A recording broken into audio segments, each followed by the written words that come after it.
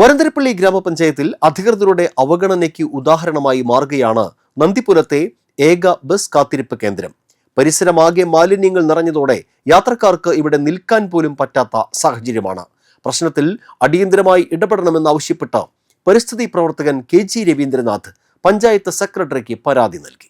വരന്തരപ്പള്ളി ഗ്രാമപഞ്ചായത്തിൽ അധികൃതരുടെ അവഗണനയ്ക്ക് ഉദാഹരണമായി മാറുകയാണ് നന്ദിപുരത്തെ ഏക ബസ് കാത്തിരിപ്പ് കേന്ദ്രം. പരിസരമാകെ മാലിന്യങ്ങൾ നിറഞ്ഞതോടെ യാത്രക്കാർക്ക് ഇവിടെ നിൽക്കാൻ പോലും പറ്റാത്ത സാഹചര്യമാണ്. പ്രശ്നത്തിൽ അടിയന്തരമായി ഇടപെടണമെന്നാവശ്യപ്പെട്ട് പരിസ്ഥിതി പ്രവർത്തകൻ KG രവീന്ദ്രനാഥ് പഞ്ചായത്ത് സെക്രട്ടറിക്ക് പരാതി നൽകി.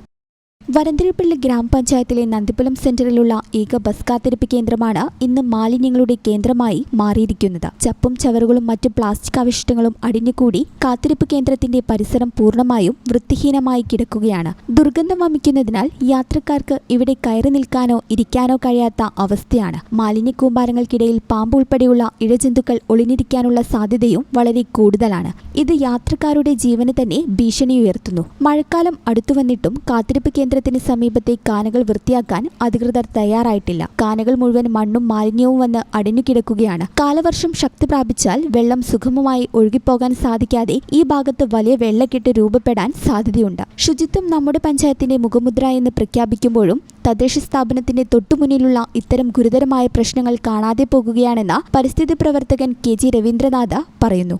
ജനങ്ങളുടെ ആരോഗ്യത്തിനും സുരക്ഷയ്ക്കും ഭീഷണിയായ ഈ മാലിന്യക്കൂമ്പാരം അടിയന്തരമായി നീക്കം ചെയ്യാനും കാനകൾ വൃത്തിയാക്കാനും വരന്തരപ്പള്ളി ഗ്രാമപഞ്ചായത്ത് അധികൃതർ തയ്യാറാകണമെന്നാണ് പ്രദേശവാസികളുടെ ആവശ്യം. വിധത്തിലുള്ള മാലിന്യ കൂമ്പാരങ്ങളാണ് ചപ്പും ചവറും അതുപോലെ തന്നെ പ്ലാസ്റ്റിക്കിൻ്റെ മാലിന്യങ്ങളൊക്കെ ഉണ്ട്.